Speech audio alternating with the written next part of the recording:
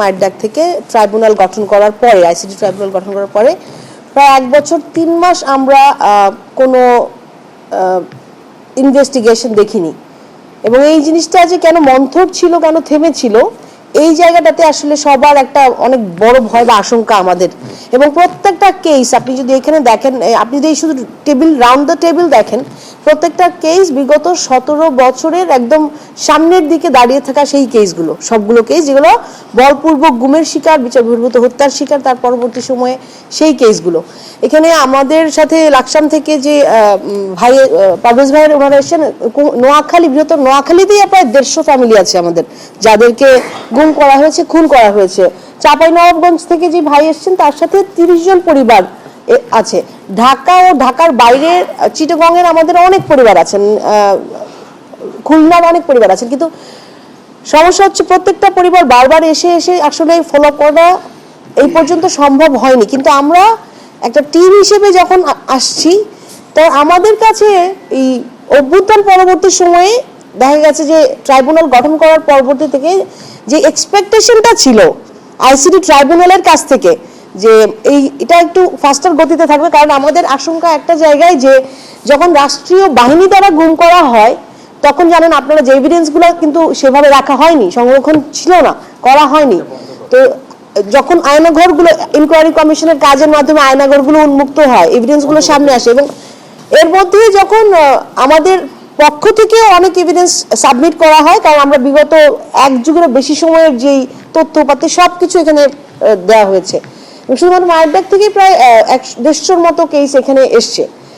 সেই জায়গা থেকে আমি বলতে চাই যে বিগত সময়ের যেই ঘাটতিটা তৈরি হয়ে গেছিল 1 বছর 3 মাসের, সেটা এখন আমাদের মাননীয় চিফ প্রসিকিউটর তিনি একসাথে কিন্তু সরানোর চেষ্টা করছেন, ইনভেস্টিগেশনটা আগানোর চেষ্টা করছেন। ওই জায়গা থেকে আমরা আজকে আবার তৃতীয় ফলো আপে আছি ওনার সাথে। কারণ আপনারা জানেন আমাদের যে কেসগুলো সেগুলো প্রত্যেকটাই ওয়াইড স্প্রেড অ্যান্ড সিস্টেমেটিক। নগদ নিয়ে এলো হার না মানা হার অফার। সর্বনিম্ন 10,000 টাকা রেমিটেন্স নগদে পাঠালে থাকছে স্বর্ণের হার জেতার সুযোগ। এবং এই কারণেই সকল কেসগুলোকে একসাথে আইসিটি ট্রাইব্যুনালে আনা।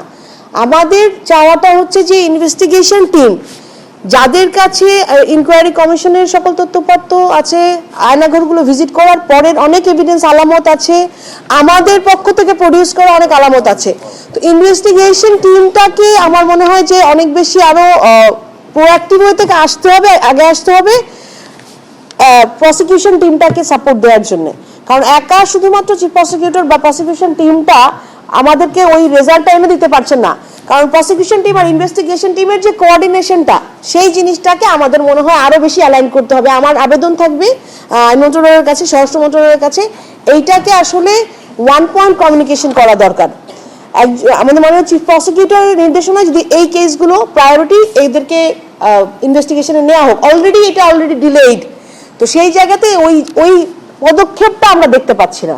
সেই পদক্ষেপটা এখনো পর্যন্ত এই আমরা যে আপনারা বলছি 110 বা 150 মতো কেস, কিছু কেসে আমরা বলবো না যে অনেক দূরে গিয়েছে, কিছু দূরে গিয়েছে ইনভেস্টিগেশন, বাট এখনো কিন্তু ফুল ক্লোজারে কোনো কেস যায়নি।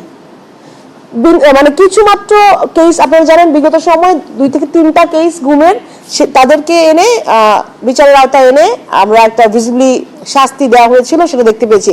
কিন্তু আমাদের কতটা হচ্ছে এখানে যখন ভিকটিমরা আসে, সেটা আপনাকে দল মত নির্বিশেষে সবার জন্য কাজ করতে হবে। আপনি সিলেক্টিভ কোনো মানে দলের যারা ভিকটিম ছিল আপনি তাদেরকেই শুধু এনে যদি বিচারটা করেন, তাহলে দেশবাসী বা আমরা আসলে আশঙ্কা করি যে আসলে এখানে এত বছর 17 বছরের যে আন্দোলন, প্রত্যেকটা পরিবার, প্রত্যেকটা ভিকটিম এখানে সমান পরিমাণ অধিকার রাখে বিচার পাওয়ার।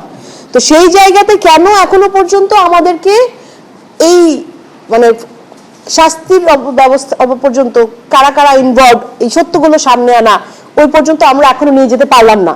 তো এইখানে আমরা আমাদের কথাটা এতটুকু এখনো কতটুকু এসছে, এই কনভারসেশনগুলোই আমরা এখন দেখবো ইনভেস্টিগেশন কতটুকু গেছে বা আমাদের কাছে আরো কি কি তথ্য উপাত্ত এসছে।